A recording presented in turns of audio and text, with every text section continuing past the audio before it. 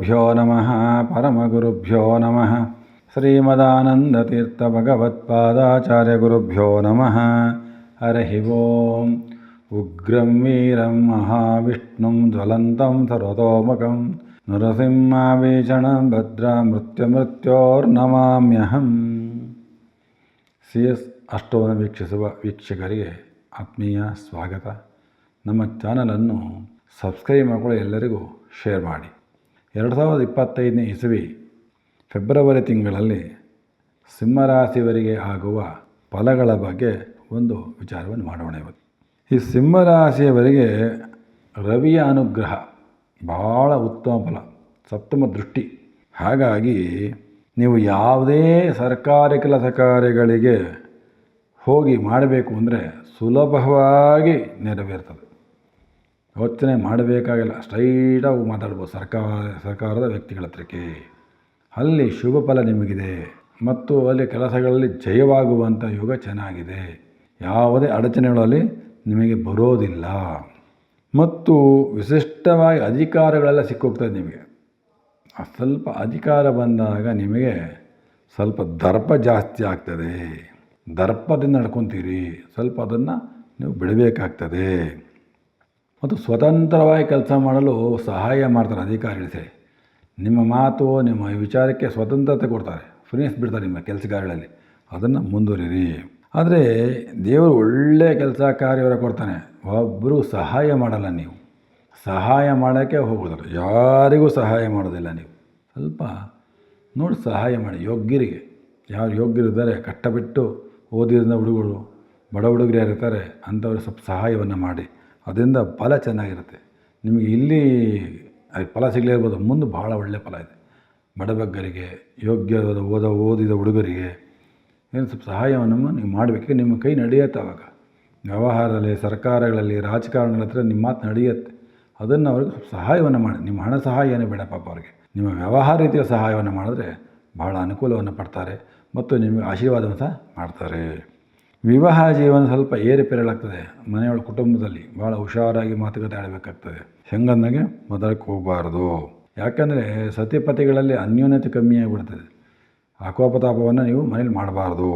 ನಿಮ್ಮ ಆರೋಗ್ಯವು ಸ್ವಲ್ಪ ಕೆಡುವಂಥ ಚಾನ್ಸ್ ಜಾಸ್ತಿ ಇದೆ ಈ ತಿಂಗಳಲ್ಲಿ. ಭಾಳ ಉತ್ತಮ ಉದ್ಯೋಗ ಪ್ರಯತ್ನ ಪಟ್ಟರೆ ಒಳ್ಳೆಯ ಉದ್ಯೋಗಗಳು ಸಿಗುತ್ತದೆ. ಭೂಮಿ ಪಡೆಯುವಂಥ ಯೋಗ, ಧನ ಪ್ರಾಪ್ತಿಯಾಗುವಂಥ ಯೋಗ ಎಲ್ಲ ಭಾಳ ಚೆನ್ನಾಗಿದೆ ಸಿಂಹರಾಶಿಯವರಿಗೆ. ಭೂಮಿ ಯಾರು ವ್ಯವಸಾಯ ಮಾಡ್ತೀರಿ ಅಂಥವರಿಗೆ ಒಂದು ಅನುಕೂಲ, ಮನೆ ಕಟ್ಟುವಂಥವ್ರಿಗೆ, ಮನೆ ತಗೊಳ್ಳುವಂಥವ್ರಿಗೆ ಒಂದು ಅನುಕೂಲ, ಮತ್ತು ಫ್ಯಾಕ್ಟ್ರಿಗಳು ಮಾಡುವಂಥವ್ರು, ದೊಡ್ಡ ದೊಡ್ಡ ಯಂತ್ರಗಳಿಂದ ಕೆಲಸ ಮಾಡುವಂಥವ್ರಿಗೆಲ್ಲರಿಗೂ ಅಧಿಕವಾದ ಧನಲಾಭಗಳಾಗುವಂಥ ಯೋಗ ಚೆನ್ನಾಗಿದೆ. ನೀವು ಯಾವುದೇ ಒಂದು ಕೆಲಸ ಕೈ ಇಟ್ಟುತ್ತಾ ಹಣದ ಅನುಕೂಲ ಭಾಳ ಚೆನ್ನಾಗಿ ಸಿಗ್ತಾ ಇದೆ. ಮತ್ತು ಈ ತಿಂಗಳಲ್ಲಿ ಶ್ರಮ ವಹಿಸ್ತೀರ, ಕಷ್ಟ ಬಿದ್ದೇ ಕೆಲಸ ಮಾಡ್ತೀರಿ, ಅದು ಒಳ್ಳೆಯ ಫಲವನ್ನೇ ನೀವು ನಿರೀಕ್ಷೆ ಮಾಡ್ಬೋದು. ಆದರೆ ಕುಟುಂಬದಲ್ಲಿ ಏನೋ ಕೇರಿಕೆ ಮಾಡ್ಕೊತೀರ. ಆಫೀಸ್ಗಳೆಲ್ಲ ಭಾಳ ಕಷ್ಟ ಬಿದ್ದು ಕೆಲಸ ಮಾಡ್ತೀರ, ಮನೇಲಿ ಮಾತ್ರ ಏನೋ ಕೇರಿಕೆ ಮಾಡಿಕೊಂಡು ಮನಸ್ಸಿಗೆ ನೆಮ್ಮದಿಲ್ದಂಗೆ ಮಾಡ್ಕೊತೀರಾ. ಎಚ್ಚರವಾಗಿರಿ. ಮತ್ತು ರಿಯಲ್ ಎಸ್ಟೇಟ್ ಮಾಡುವಂತಹ ವ್ಯಾಪಾರಿಗಳು ಯಾರಿದ್ದೀರಿ ಅವರಿಗೆ ಅಧಿಕವಾದ ಧನ ಲಾಭಗಳಾಗುವಂಥ ಚಾನ್ಸ್ ಸಿಗ್ತಾ ಇದೆ. ನಿಮಗೆ ಒಂದು ಒಳ್ಳೆ ಪವರ್ ಕೊಡ್ತಾನೆ ದೇವರು ನಿಮಗೆ. ಯಾಕೆಂದರೆ ಸಿಂಹರಾಶಿಯವರಿಗೆ 11ನೇ ಮನೆಯಲ್ಲಿ ಕುಜನ ಅನುಗ್ರಹ. ಆ ಕುಜ ಚೆನ್ನಾಗಿದ್ದಾಗ ಯಾರ್ಯಾರು ನೀವು ಭೂಮಿ ವ್ಯವಹಾರ ಮಾಡ್ತೀರಿ, ಬ್ರೋಕರ್ಸ್ಗಳಿರ್ತೀರಿ, ಇಂಥವ್ರಿಗೆಲ್ಲರಿಗೂ ನೀವು ಇಮ್ಯಾಜಿನ್ ಮಾಡೋದು ಅಷ್ಟು ಲಾಭಗಳು ಸಿಕ್ಕೊಳ್ಬಿಡ್ತವೆ. ಇದು ಭಾಳ ಅಲ್ಪ ಕಾಲ. ಹಾಗಾಗಿ ಕೆಲಸದ ಬಗ್ಗೆ ಹೆಚ್ಚು ಗಮನವನ್ನು ಕೊಟ್ಟು ಮಾಡಿಕೊಳ್ಳಿ. ದೇವರು ಕೊಡೋ ಕಾಲಕ್ಕೆ ಕಣ್ಣು ಗೊತ್ಕೊಂಡು ತೊಗೋಬೇಕಾಗ್ತದೆ ನೀವೆಲ್ಲರೂ. ಮತ್ತು ಒಳ್ಳೆ ಪ್ರಯಾಣ ಮಾಡುವಂಥ ಯೋಗಗಳಿದೆ. ಅಲ್ಲಿ ಹೋಗಿ ಬರೋದಂಥ ವ್ಯವಹಾರಗಳಿಗೆ ಹೋಗಿ ಬರೋಂಥ ಯೋಗ ಇದೇ, ಹೋಗಿ ಬರ್ಬೋದು.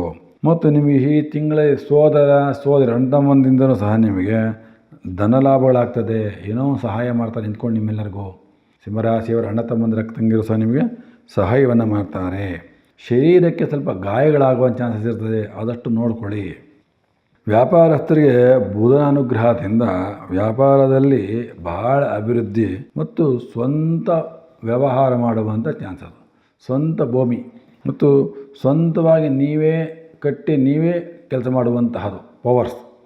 ಬಾಡಿಗೆ ಅಂಗಡಿಲಿದ್ವಿ, ಬಾಡಿಗೆ ಮನೆಗಿದ್ವಿ ಅಂದರೆ ಅವೆಲ್ಲ ಪರಿಹಾರವಾಗಿ ಸ್ವಂತ ಮಾಡುವಂಥ ಯೋಗ ಭಾಳ ಚೆನ್ನಾಗಿದೆ. ಇದು ಬುಧನ ಅನುಗ್ರಹ ನಿಮಗೆಲ್ಲರಿಗೂ. ಅದನ್ನು ಸರಿಯಾಗಿ ಉಪಯೋಗಿಸ್ಕೊಳ್ಳಿ. ಮತ್ತು ಹೊಸ ಹೊಸ ವ್ಯಾಪಾರಗಳನ್ನೇ ಪ್ರಾರಂಭ ಮಾಡ್ತೀವಿ ಅಂದರೆ ಒಳ್ಳೆ ಉತ್ತಮ ಕಾಲ ಆಗಿದೆ. ಪ್ರಾರಂಭ ಮಾಡಿ ಅದರಿಂದ ಸಹ ನಿಮಗೆ ಧನಲಾಭಗಳಾಗುವಂಥ ಚಾನ್ಸಸ್ ಚೆನ್ನಾಗಿದೆ. ಮತ್ತು ಬಂಧುಗಳ ಮಧ್ಯೆ ಸ್ವಲ್ಪ ಕೇರ್ಫುಲ್ಲಾಗಿರಬೇಕು. ನೋಡಿರಿ, ನಿಮಗೆ ನೀವು ಗಂಡ ಹೆಂಡತಿ ಕಿರಿಯಕ್ಕೆ ಒಂದು ಕಡೆ ಆದರೆ ಬಂಧುಗಳ ಮಧ್ಯೆನೂ ಅಷ್ಟೇ ಎಲ್ಲ ಓಪನಾಗಿ ಮಾತಾಡೋಕ್ಕೆ ಹೋಗಬಾರ್ದು ಮತ್ತು ಸಂಸಾರದ ಗುಟ್ಟೆಲ್ಲ ಬಿಡೋಕ್ಕೆ ಹೋಗಬಾರ್ದು. ಹಾಗಾಗಿ ಆ ಬಂಧುಗಳು ಅದನ್ನೇ ಎನ್ಕೇಜ್ ಮಾಡ್ಕೊಳ್ಳೋ ಚಾನ್ಸ್ ಇರುತ್ತೆ. ಹಾಗಾಗಿ ಬಂಧುಗಳಿಂದ ಮಧ್ಯೆ ಸ್ವಲ್ಪ ಎಚ್ಚರವಾಗಿ ಮಾತನಾಡಬೇಕಾಗ್ತದೆ. ನೀವು ಕುಟುಂಬದಲ್ಲಿ ಹೆಚ್ಚು ಜವಾಬ್ದಾರಿ ಜಾಸ್ತಿ ನಿಮಗೆ, ನಿಮ್ಮನ್ನು ಹೆಡ್ ಆಫ್ ದಿ ಕುಟುಂಬ ಮಾಡ್ತಾರೆ, ಅದನ್ನು ಸರಿಯಾಗಿ ನೀವು ನಿಭಾಯಿಸಬೇಕಾಗ್ತದೆ. ಮತ್ತು ಸಮಯಕ್ಕೆ ತಕ್ಕ ಬುದ್ಧಿ ತೋರಿಸುವಿರಿ, ಭಾಳ ಯೋಚನೆ ಮಾಡಿ ಕೆಲಸ ಮಾಡ್ತೀರಿ, ಆದಷ್ಟನ್ನು ಮಾಡೋದು ಭಾಳ ಒಳ್ಳೆಯದದು. ಮತ್ತು ವಿದ್ಯಾರ್ಥಿಗಳಿಗಂತೂ ಬಹಳ ಅನುಕೂಲವಾಗುವಂಥ ಚಾನ್ಸ್ ಚೆನ್ನಾಗಿದೆ. ಏನು ಓದ್ತಿರೋದಕ್ಕೆ ಒಳ್ಳೆಯ ಬೆಲೆ ಸಿಗುವಂಥ ಚಾನ್ಸ್ ಚೆನ್ನಾಗಿದೆ. ವ್ಯಾಪಾರ ವ್ಯವಹಾರಗಳು ನಿಮ್ಮ ಬುದ್ಧಿಗೆ ತಕ್ಕಂತೆ ಲಾಭ ಬರ್ತದೆ. ನೋಡಿ, ನೀವು ಎಷ್ಟು ಪ್ಲ್ಯಾನ್ ಹಾಕ್ತೀರೋ ಅಷ್ಟು ಪ್ಲ್ಯಾನ್, ನೀವು ಎಷ್ಟು ಕರೆಕ್ಟಾಗಿ ಮಾಡ್ತೀರೋ ಅಷ್ಟು ಹಾರ್ಡ್ ವರ್ಕ್ ಮಾಡೋ ಅಷ್ಟು ಪ್ಲ್ಯಾನು, ನಿಮ್ಮ ಬುದ್ಧಿಗೆ ತಕ್ಕಂತೆ ಧನ ಲಾಭಗಳಾಗ್ತದೆ. ನಾನು ಮಾಡಲ್ಲಪ್ಪ ಸೋಮವಾರ ಕೂದಿರೋ ಸೋಮವಾರಿಗೆ ಇರಬೇಕಾಗ್ತದೆ. ಯಾವುದೇ ಕಾರಣಕ್ಕೂ ಫಲ ಇಲ್ಲ, ಅಲ್ಲಿ ನಿಮ್ಮ ಎಫರ್ಟ್ ನೀವು ಹಾಕಬೇಕಾಗ್ತದೆ. ಯಾಕೆಂದರೆ ಈಗ ಬರುವಂಥ ಹಣ ನೀವು ಇಮ್ಯಾಜ್ ಮಾಡೋಕ್ಕಾಗಲ್ಲ ಅಂತ ಹಣ ಬಂದಿರ್ತದೆ. ಆ ಹಣವನ್ನು ಸರಿಯಾದ ರೀತಿಯಲ್ಲಿ ನೀವು ಎತ್ತಿಟ್ಕೋಬೇಕಾಗ್ತದೆ, ಸರಿಯಾದ ರೀತಿಯಲ್ಲಿ ಇನ್ವೆಸ್ಟ್ ಮಾಡಬೇಕಾಗ್ತದೆ. ಅದರಿಂದ ಮುಂದೆ ಬಹಳ ಅನುಕೂಲವಾಗಿ ನಿಮ್ಮ ಜೀವನ ಭಾಳ ವೃದ್ಧಿ ಆಗ್ತದೆ, ಭಾಳ ಎಷ್ಟು ಡೆವಲಪ್ಮೆಂಟ್ ಸಿಕ್ಕೋಗ್ತದೆ ನಿಮಗೆಲ್ಲ ಸಿಂಹರಾಶಿಯವರಿಗೆ. ಕೆಲವು ಸರಿ ಮಕ್ಕಳೇ ನಿಮಗೆ ಶತ್ರುಗಳಾಗ್ಬಿಡ್ತಾರೆ. ಹಾಗಾಗಿ ಮಕ್ಕಳ ಹತ್ರ ಆಗಲಿ ಪತ್ನಿ ಹತ್ರ ಮಾತಾಡಬೇಕಾದ್ರೆ ನೋಡಿಕೊಂಡು ಮಾತಾಡೋದು ಭಾಳ ಉತ್ತಮ. ಶುಕ್ರನ ಅನುಗ್ರಹ ಭಾಳ ಚೆನ್ನಾಗಿ ಸಿಗ್ತಾ ಇದೆ ನಿಮಗೆ. ಶುಕ್ರನ ಅನುಗ್ರಹದಿಂದ ಬಂದರೆ ವಿವಾಹಾದಿ ಸಂಬಂಧಗಳು ಸುಲಲಿತವಾಗಿ ಕೂಡಿ ಬರ್ತದೆ. ವಿವಾಹಕ್ಕೆ ಪ್ರಯತ್ನ ಮಾಡಿ ಭಾಳ ಅನುಕೂಲವಾಗ್ತದೆ. ಸ್ತ್ರೀ ಮೂಲಕವೂ ಸಹ ಲಾಭಗಳಾಗುವಂಥ ಚಾನ್ಸಸ್ ಭಾಳ ಚೆನ್ನಾಗಿದೆ. ಮತ್ತು ಹಿರಿಯರ ಸಹಾಯ, ಗುರುಗಳ ಸಹಾಯ ಇವೆಲ್ಲವೂ ಸಹ ನಿಮಗೆ ಸಿಗುತ್ತದೆ. ಹಾಗೂ ಅದೇ ಹಿರಿಯರಿಂದ ಗೌರವ ಕೀರ್ತಿಗಳು ಸಹ ನಿಮಗೆ ಪ್ರಾಪ್ತವಾಗ್ತದೆ. ಮತ್ತು ಉದ್ಯೋಗದಲ್ಲಿ ಸ್ಥಳಾಂತರ ಮಾಡಬೇಕಂದ್ರೆ ಈಗ ಪ್ರಯತ್ನ ಮಾಡಿರಿ, ಬದಲಾವಣೆ ಮಾಡ್ಕೋಬೋದು, ಅದರಲ್ಲೂ ಅನುಕೂಲವಿದೆ. ಒಂದೊಂದು ಸಲ ಸಾಲ ಮಾಡಿ ಏಟ್ ಮಾಡ್ಕೊಂಬಿಡ್ತೀರಿ, ಋಣ ಬಾಧೆಗೆ ಹೋಗಬಾರ್ದು.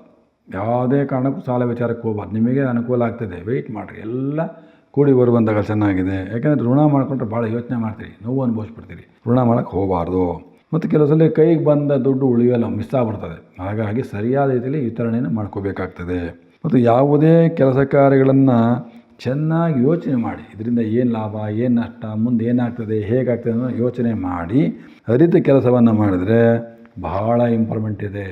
ಇಲ್ಲ ನಾನು ಆ ಥರ ಬಿದ್ದು ಮಾಡ್ತೀನಿ ಅಂದರೆ 7ನೇ ಮನೆ ಶನಿ ಕಾಯ್ತಾ ಕೂತಿದ್ದಾನೆ, ಅಷ್ಟಮದಲ್ಲಿ ರಾಹು ಕಾಯ್ತಾ ಕೂತಿದ್ದಾನೆ. ಹಾಗಾಗಿ ಹೆಚ್ಚು ಸಿಕ್ಕುಗಳು ಅನುಭವಿಸ್ಕೊತಾರೆ. ಆ ಸಿಕ್ಕನ್ನು ಪರಿಹಾರ ಮಾಡ್ಕೊಳ್ಳೋಕೆ ಆಗಲ್ಲ. ಮುಂದೆ ಗುರುಬಲ ಬರುತ್ತೆ ನಿಮಗೆ, ಮೇನಾಚೆ ಏನು ಪ್ರಯೋಜನ ಇಲ್ಲ, ಅಷ್ಟು ಸಿಕ್ಕು ಮಾಡ್ಕೊಂಬಿಡ್ತೀರಿ. ಹಾಗಾಗಿ ಯಾವುದೇ ಒಂದು ವ್ಯವಹಾರದಲ್ಲಿ ಮಾಡಬೇಕಾದ್ರೂ ಸಿಕ್ಕುಗಳು ಮಾಡ್ಕೋಬೇಡಿ. ಅದು ಕ್ಲೀನಾಗಿ ಕೆಲಸ ಕಾರ್ಯ ಮಾಡಿ ಕೈ ತೊಳ್ಕೊಬೇಕು, ಊಟ ಮಾಡಿ ಕೈ ತೊಳ್ದಂಗಿರಬೇಕು, ಆ ಥರ ವ್ಯವಹಾರ ಮಾಡ್ಕೋಬೇಕು. ಒಂದು ಪತ್ರ ವ್ಯವಹಾರ ಆಗಲಿ, ಬ್ಯಾಂಕ್ ವ್ಯವಹಾರ ಆಗಲಿ, ಮನೆ ವ್ಯವಹಾರ ಆಗಲಿ, ಮತ್ತು ಒಪ್ಪಂದಗಳ ಪತ್ರಗಳಾಗಲಿ, ಯಾವುದೇ ಒಂದು ವ್ಯವಹಾರ ಮಾಡೋಕ್ಕಾದ್ರೂ ಅಲ್ಲಿಗೆ ಬಗೆಹರಿದಿರಬೇಕು. ಇಲ್ಲ ಅದನ್ನೇನಾದ್ರು ಉಳಿಸ್ಕೊಂಡಿದ್ರೆ ಇನ್ನು ಜೀವನ ಪರ್ಯಂತ ಅನುಭವಿಸ್ಬೇಕಾಗ್ತದೆ. ಹಾಗಾಗಿ ಸಿಂಹರಾಶಿಯವರು ಭಾಳ ಒಂದು ಯೋಚನೆಯನ್ನು ಮಾಡಿ ಹೆಜ್ಜೆ ಇಡಬೇಕಾಗ್ತದೆ. ಯಾಕೆ ನಿಮ್ಮ ಅಭಿವೃದ್ಧಿ ಭಾಳ ಮುಖ್ಯ. ಇವಾಗ ಆ ಅಭಿವೃದ್ಧಿನ ಕಳ್ಕೋಬಾರ್ದು ನೀವೆಲ್ಲರೂ. ನಿಮ್ಮ ಅಭಿವೃದ್ಧಿಗೆ ಸ್ವಲ್ಪ ಕೋಪತಾಪ ಕಡಿಮೆ ಮಾಡಿಕೊಳ್ಳಲಿಕ್ಕೆ ಮುಖ್ಯವಾಗಿ ಕುಜನ ಆರಾಧನೆ ಮಾಡುವಂತಹದ್ದು, ಅಂಗಾರಕನ ಆರಾಧನೆ ಮಾಡುವಂತಹದ್ದು, ಅಂಗಾರಕನ ಅಷ್ಟೋತ್ತರವನ್ನು ಪಾರಾಯಣ ಮಾಡುವಂತಹದ್ದು.